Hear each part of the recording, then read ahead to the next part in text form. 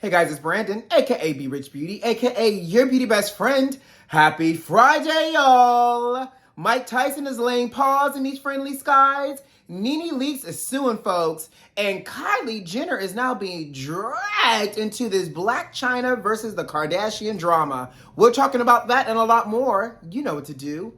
Grab your tea, grab your beverage. Let's go!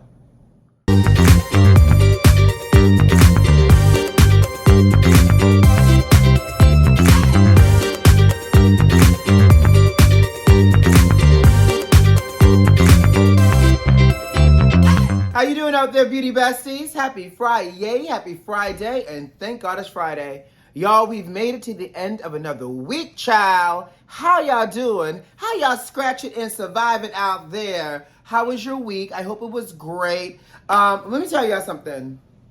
This week has flown by so fast. And can y'all believe that next week is officially the end of April? Baby, we're about to be in May. I smell ribs.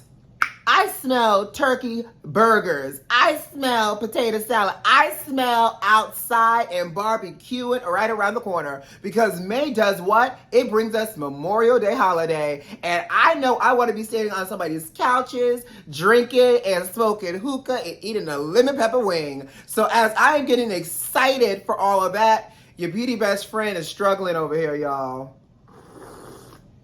Let me tell y'all.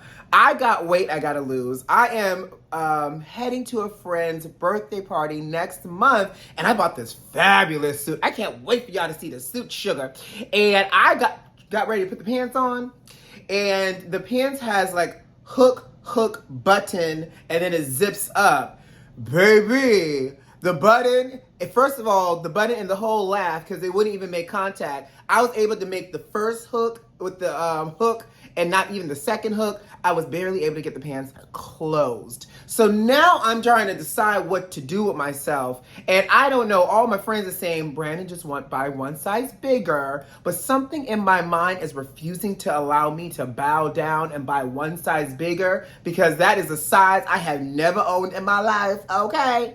And the other part of me, it feels like I just need to do the Devil Wears Prada like diet, like a Tic Tac, a cube of cheese when I feel faint. Well, I guess I can't even do the cube of cheese because that's a little bit of fat. I feel like I need to be on like ice, Jesus, yoga, and Tic Tac with my tea for the next 3 weeks so I can get into the original size pants that I purchased. But nonetheless, you know, I wasn't going to be caught empty-handed. I did go ahead and order the larger size, y'all. But I got 3 weeks to get this body snatched for this party and this suit specifically, and y'all know I'm gonna be documenting it. So that is what your beauty best friend is planning on doing. I gotta readjust my diet for the next 3 weeks. Exciting. But I feel like I could do it. So y'all make sure y'all send me some good old energy over there because your beauty best friend is now on a mission, child, in his Operation Get Into These Pants for this party. Okay? Now y'all let me know what y'all got planned going on for this weekend. But baby, y'all what? Are y'all ready to jump into these hot topics? Let's do it. Well, you know, the saying goes, play stupid games, win stupid prizes. And most recently, this very entitled, privileged, and belligerent Caucasian of a man that was flying on a flight with the Mike Tyson himself sat behind Mike in first class. And we have it on video and it's circulating on the TMZ and everybody else that this man sat behind Mike and taunted Mike, trying to get Mike's attention, poking the bear, and poking the bear. Meanwhile, Mike's team is like, leave this man alone. So finally, it all came to blows. Literally blows. Apparently, the man that was taunting Mike spilled a bottle of water or threw a bottle of water. I'm not too sure which one it was, but something happened with a bottle of water. You guys can fact check it and look it up. But they said that a bottle of water was tossed at Mike, and then that's when Mike says, "Ha ha, I got something for you today." And Mike turned around in his chair and started laying the paws on the man. Meanwhile, y'all, here's my thing, and I got a couple of thoughts about this. First of all, sir, You over here, why can't y'all act right? When I say y'all, just people in general, why can't people act right when it comes to meeting celebrities? Why are y'all trying to get a rise out of people who are human just like you, but just got a little bit of fame and money? Why are y'all playing with people who y'all know lays paws for a living, whether he's retired or not? Why are y'all playing around with people that y'all know has a whole history of, emotional anger management?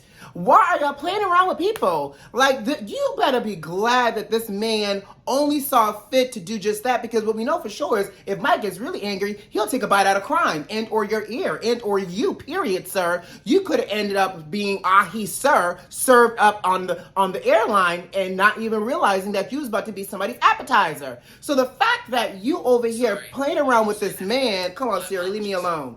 The fact that you over here playing around with this man, leave this man alone. So now, here's my question. Is Mike Tyson in the right or the wrong for laying hands on this man? Because what I thought was, well, Mike could have ignored him. But after a while, there's only so much you could do and ignore. To me, that's the equivalent of you being in a crowded movie theater, yelling out fire, and now everybody's fleeing for their lives and somebody gets trampled in the crossfire because you, sir, want to use your freedom of speech and do something that was stupid. And so the fact that you sat on this plane and taunted Mike Tyson, who was literally minding his black business, okay, behind him, and you got it on tape. So you know what that also told me? The person that was filming him was also a part of this, okay? It looked like this man might not have been flying alone because the guy was filming him and the guy was over here playing to the camera as Mike was in front of him minding his business. And then when Mike started laying hands, people jumped up to break Mike off of this man. And then the boy who got hit by Mike looked at the camera like, womp, womp, womp. It felt like an episode of Jackass, honestly. And so he turned out to be the jackass because at the end of the flight, he was met with cops and he decided not to press charges. Probably smart because there's tons and tons of videotape showing that he provoked Mike for self-defense. Now, my question before we move on, again, goes back to, was Mike in the right or the wrong here? Because if I'm not mistaken, like when you're a boxer, your hands are now insured. Like you could do some physical damage here. And even though Mike is retired, like this could have gone really, really bad for Mike. Because y'all know Mike is not, new to the system in terms of jail and domestic violence. But again, play stupid games, people, in 2022, and y'all gonna earn and win stupid prizes. Y'all, let's move on. Come on and get this. Come on and get this, honey. I don't know. I feel like that's the song. That's the NeNe Leakes song, right? Come on and get this. Come on and get this, honey. Well, come on and get this legal, because apparently NeNe Leakes has officially filed a lawsuit against not only Bravo, but NBC Universal and Andy Cohen. Why, you ask?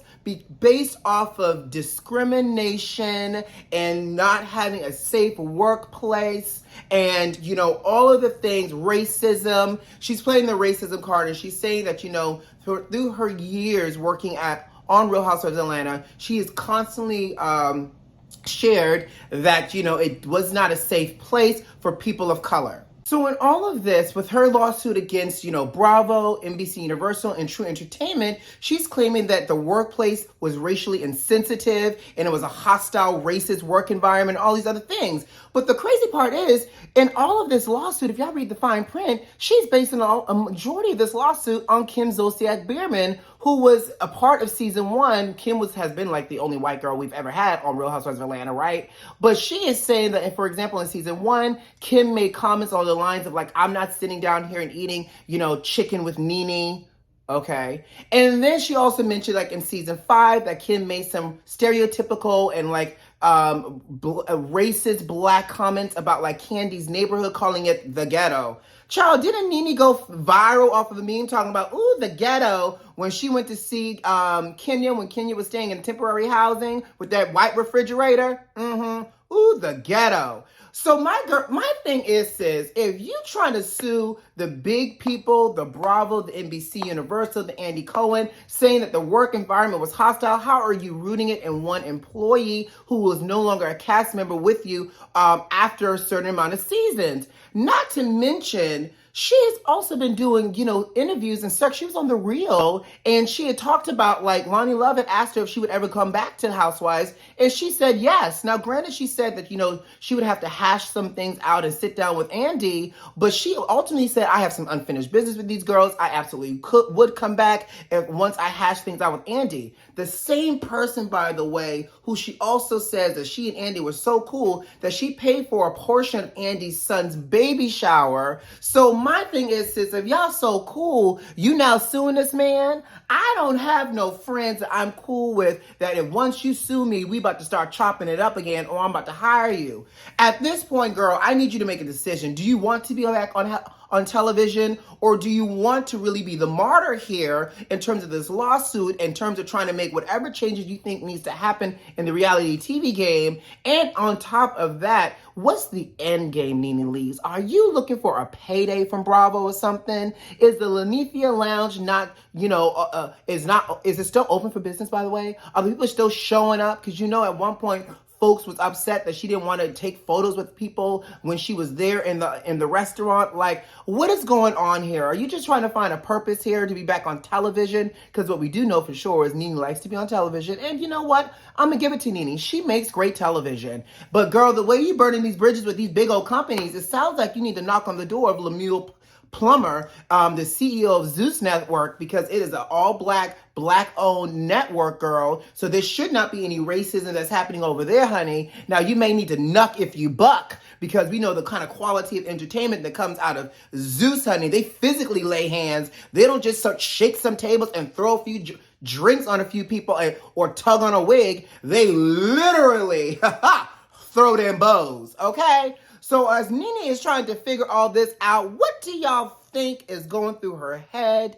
What do y'all think NeNe is trying to achieve here? And the better question is, do y'all want to see NeNe back on television after she goes through all of this? Because to me, she is literally about to pick up where Monique left off in terms of being blackballed in the industry. So what is going to go on here? I say if she wants to be back on television, Zeus might be the place for NeNe Leakes. But let's move on. So speaking of legal drama that's heating up, we started talking about this Blac Chyna versus the Kardashians, ding, ding, ding, earlier this week. And baby, we're going to still talk about it because it seems to be getting juicier and juicier in the courtroom. We're on day 4 now of all of this. And so now it's come to light that Blac Chyna admits that she has not paid her taxes in 3 years.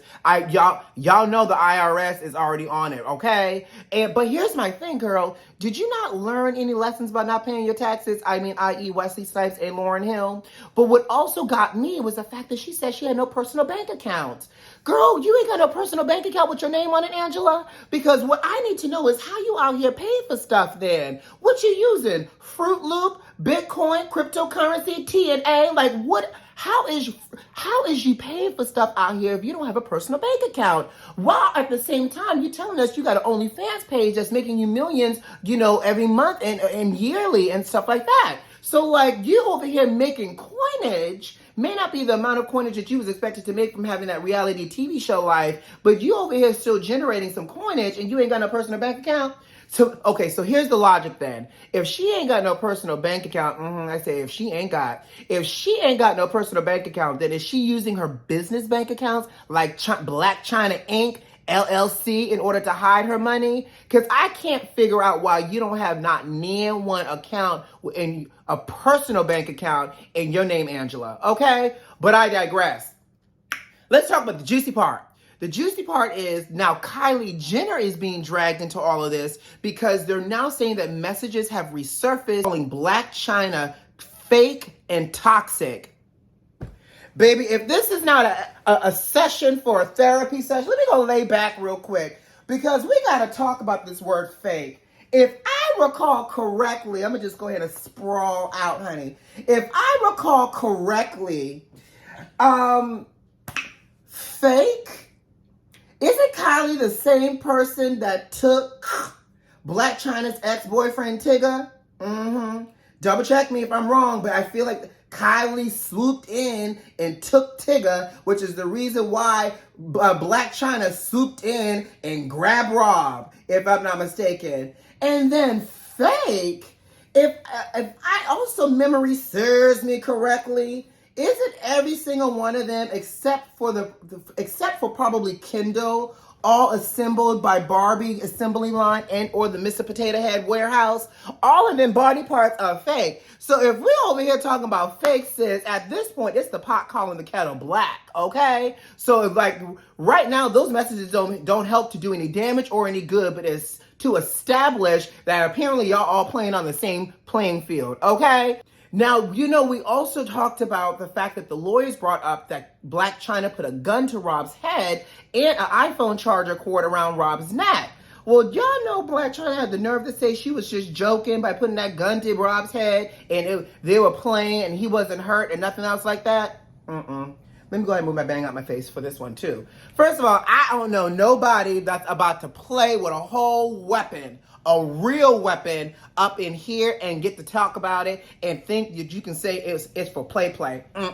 No, Chyna. Girl, you're not selling that story to us. If you put a gun to this man's head, that was a form of intimidation. You may not have meant to use it to damage him in that moment or to hurt him, but you was using it to send a message, sis, and you was trying to intimidate that man. And then she had the nerve to say that the iPhone charger cord around his neck was also in play and that he never once he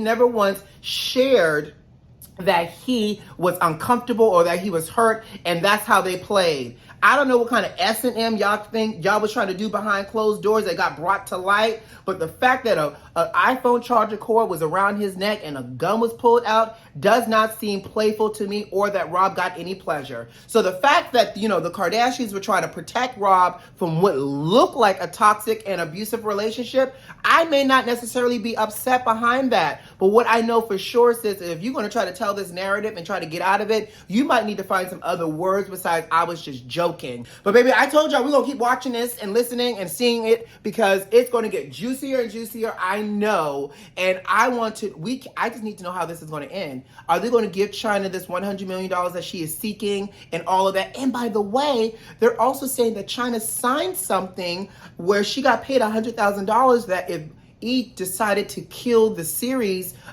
in season 2, she would get a kill fee of $100,000 for the show, plus any money that she made for the 4 episodes she had already recorded for season 2. And now she got amnesia about that too. Chyna girl, I want to root for you, but you got some problematic actions over there. But I am not rooting for the Kardashians either because we also know that they're problematic as well. So I believe that this might be a draw. We shall see how this turns out. But again, I don't know what juror, and hear me when I say this well, I don't know what juror is going to walk away from this and say to themselves, I need to write a book.